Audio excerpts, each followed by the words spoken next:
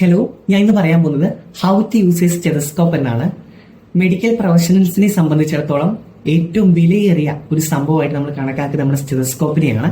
അപ്പോൾ അതെങ്ങനെയാണ് യൂസ് ചെയ്യേണ്ടതെന്ന് നമുക്ക് നോക്കാം. നമ്മൾ സെക്കൻഡ് ഇയറിലും തേർഡ് ഇയറിലൊക്കെ ആകുമ്പോൾ നമുക്ക് ഇതിനെക്കുറിച്ച് പ്രോപ്പറായിട്ട് ഒരു ഐഡിയ ഉണ്ടാവണമെന്നില്ല. അപ്പോൾ അതെങ്ങനെയാണ് നമുക്ക് യൂസ് ചെയ്യുന്നറിയാം. അപ്പം ഫസ്റ്റ് ആയിട്ട് നമ്മൾ അതിന്റെ പാർട്സ് നമുക്ക് പരിചയപ്പെടാം. നമ്മൾ ഇയറിലേക്ക് വെക്കുന്ന ഇയർ പ്ലഗ്സ് ഉള്ള ഭാഗത്തെ പറഞ്ഞ പേരാണ് earpiece. The other end is known as chest piece. Chest പീസിൽ തന്നെ രണ്ട് ഭാഗങ്ങളുണ്ട്. ഒരു മെംബ്രെയിൻ ഉള്ളൊരു ഭാഗമുണ്ട്, ഇതിനെ പറഞ്ഞ പേരാണ് ഡയഫ്രം. മെംബ്രെയിൻ ഡിവോയിഡ് ആയിട്ടുള്ള ഈ ഏരിയയെ പറഞ്ഞ പേരാണ് ബെല്ല്. അപ്പൊ എന്തിനായിരിക്കും രണ്ടെണ്ണം ഉണ്ടാവുക? നമുക്ക് സൈമിൾട്ടേനിയസ്ലി നമുക്ക് ഒരു പേഷ്യന്റിൽ തന്നെ നമുക്ക് ഇത് യൂസ് ചെയ്യാൻ കഴിയില്ല. നമുക്ക് വിവിധ കണ്ടീഷൻസിലാണ്. ചിലയിടത്ത് നമ്മൾ ഡയഫ്രം യൂസ് ചെയ്യും, ചിലയിടത്ത് നമ്മൾ ബെല്ല് യൂസ് ചെയ്യും. എങ്ങനെയാണ് നമ്മൾ ഇത് തിരിക്കുക? ജസ്റ്റ് ഡയഫ്രം യൂസ് ചെയ്യുന്ന സാധനം നമ്മൾ ഡയഫ്രം യൂസ് ചെയ്യുക, അല്ലാത്തടത്ത് നമ്മൾ എന്ത് ചെയ്യുക? ജസ്റ്റ് ഒന്ന് സ്വിച്ച് ചെയ്യുക. ഇനി നമ്മളിത് എങ്ങനെയാണ് അറിയുക ഇവിടെ ഡയഫ്രം ആണോ അല്ലെങ്കിൽ ബെല്ലാണോ ഇപ്പോൾ വർക്ക് ചെയ്യുന്നത്? ഇവിടെ ഈ ബെല്ലിന്റെ അവിടെ ഒരു അപ്പർച്ചർ കണ്ടോ? ആ അപ്പർച്ചർ ഓപ്പൺ ആണെങ്കിൽ അതിനർത്ഥം ബെല്ലാണ് വർക്ക് ചെയ്യുന്നതെന്നും, ഈ അപ്പർച്ചർ ക്ലോസ്ഡ് ആയിട്ടാണ് കാണിക്കുന്നതെങ്കിൽ അതിനർത്ഥം ഡയഫ്രം ആണ് വർക്ക് ചെയ്യുന്നതാണ്. ഇനി അത് നോക്കാൻ പറ്റുന്നില്ലെങ്കിൽ നിങ്ങൾ ജസ്റ്റ് എന്ത് ചെയ്യുക? ജസ്റ്റ് ഒന്ന് തട്ടി നോക്കുക.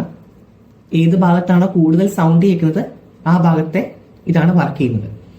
ഇനി അതുപോലെ തന്നെ നമ്മൾ ഇടാൻ നേരത്ത് ജസ്റ്റ് ഈ ആംസ് ഇങ്ങനെ നിൽക്കണം, എന്നിട്ട് വേണം നമ്മൾ ഇടാനായിട്ട്. നേരെ തിരിച്ചാണ് നമുക്ക് ഇടാനായിട്ട് പ്രയാസമാണ്.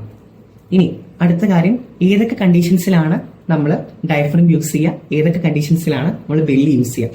നമ്മൾ OBG ഗൈനക്കോളജി ഒബ്സ്റ്റിട്രിക്സ് ആൻഡ് ഗൈനക്കോളജി പോസ്റ്റിംഗിലൊക്കെ പോകുമ്പോൾ നമുക്ക് അറിയാൻ പറ്റും. നമ്മൾ ഫീറ്റൽ ഹാർട്ട് സൗണ്ട്സ് ഒക്കെ കേൾക്കാൻ വേണ്ടി നമ്മളിങ്ങനെ ബെല്ല് വെച്ചിട്ടല്ലേ, ബെല്ല് വെച്ചിട്ട് ഇങ്ങനെ അമർത്തി കൊച്ചിന്റെ ഹാർട്ട് സൗണ്ട് കേൾക്കുന്നുണ്ടാവും നമ്മൾ.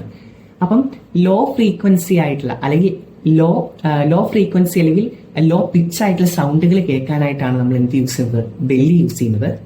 ഹൈ ഫ്രീക്വൻസി അല്ലെങ്കിൽ ഹൈ പിച്ച്ഡ് സൗണ്ട്സ് കേൾക്കാനായിട്ടാണ് നമ്മൾ എന്ത് യൂസ് ചെയ്യുന്നത്? ഡയഫ്രം യൂസ് ചെയ്യുന്നത്. ഏതൊക്കെ കണ്ടീഷൻസ് ആണ് നമ്മൾ ബെല്ല് യൂസ് ചെയ്യുന്നത് നമുക്ക് ജസ്റ്റ് ഒന്ന് അറിയാം. ഹൈ ഫ്രീക്വൻസി സൗണ്ടുകൾ എന്ന് പറഞ്ഞാൽ ഡയഫ്രം യൂസ് ചെയ്യുന്ന കണ്ടീഷൻസ് ആണ് നമ്മുടെ ബ്രെത്ത് വോയിസ്, നമ്മുടെ റെസ്പിറേറ്ററി സൗണ്ടുകളെല്ലാം ഹൈ പിച്ച്ഡ് ആണ്. പിന്നെ ഫസ്റ്റ് ആൻഡ് സെക്കൻഡ് ഹാർട്ട് സൗണ്ടുകൾ S1 S2, അതുപോലെ തന്നെ സിസ്റ്റോളിക് മർമറുകൾ കേൾക്കാൻ വേണ്ടി നമ്മൾ യൂസ് ചെയ്യും. ഏർലി ഡയസ്റ്റോളിക് മർമേഴ്സിന് വേണ്ടി നമ്മൾ എന്താ യൂസ് ചെയ്യാം? ഡയഫ്രം ആണ് യൂസ് ചെയ്യുക.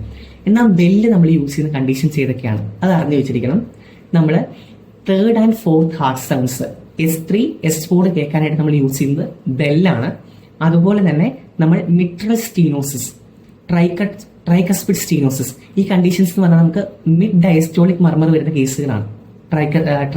ട്രൈകസ്പിഡ് സ്റ്റീനോസിസും അതുപോലെ മിഡ് ഡയസ്റ്റോളിക് മർമർ വരുന്ന കേസാണ് നമ്മുടെ മിട്രൽ സ്റ്റീനോസിസും. അപ്പൊ ഈ രണ്ട് കേസിൽ നമ്മൾ ഏതാ യൂസ് ചെയ്യേണ്ടത്? നമ്മുടെ ബെല്ലാണ് യൂസ് ചെയ്യേണ്ടത്.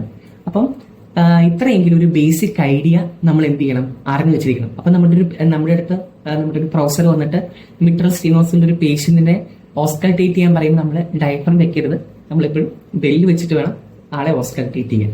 അപ്പം ഞാൻ ഈ പറഞ്ഞ കാര്യങ്ങൾ നിങ്ങൾക്ക് കുറച്ചെങ്കിലും ഉപകാരപ്പെട്ടു എന്ന് ഞാൻ വിചാരിക്കുന്നു. അപ്പൊ താങ്ക് യു.